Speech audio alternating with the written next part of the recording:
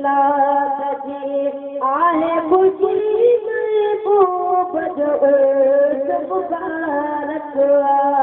ईद मिलाद जी आहे खुशी महबूब जो मुबारक तू पर चलते मत चलते खुद पान बनाई मालिक ईद मिलाद जी आहे खुशी महबूब जो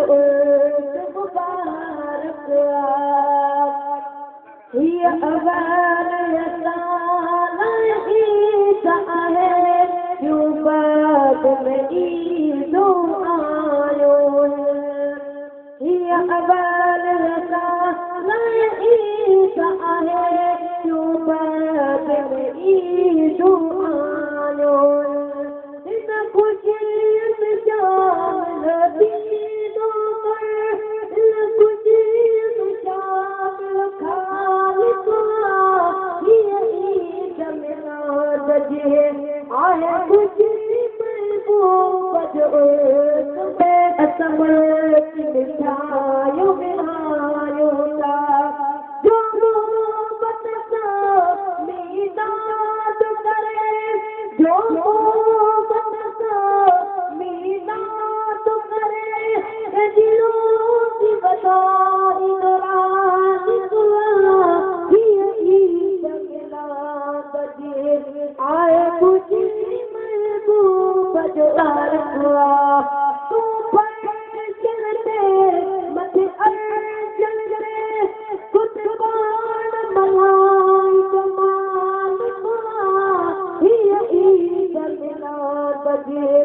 आए खुशी महबूब जो मुबारक ओ जो नकुल ॾिठो रखी रहमत जो मथुरा जगते जो नकुल ॾिठो साईं रखी रहमत जो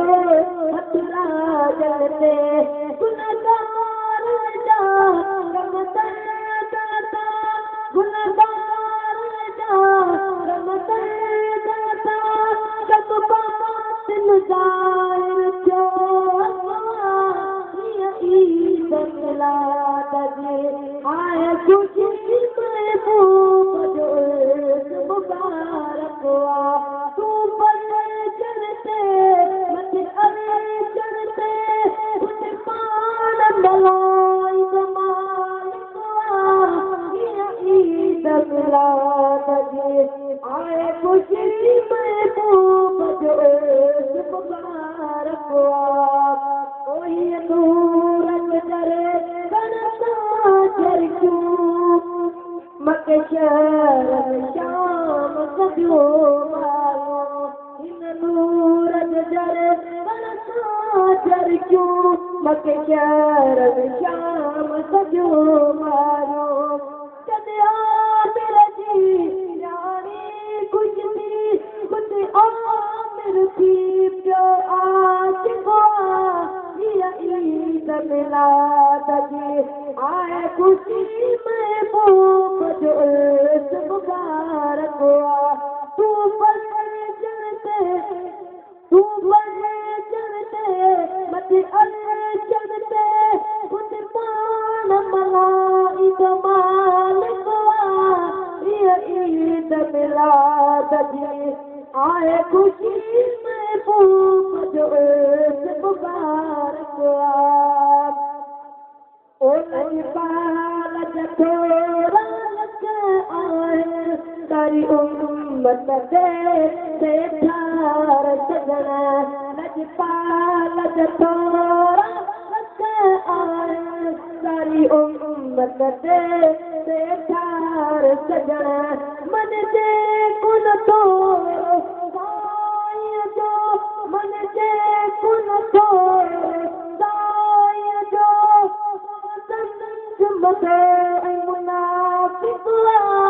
ईद मिलाद जी आए खुशी महबूब जो तू बड़े चलते मथे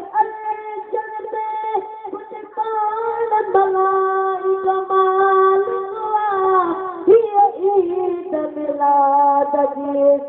आए खुशी महबूब जो एक मुबारक ये ईद मिलाद जी आए खुशी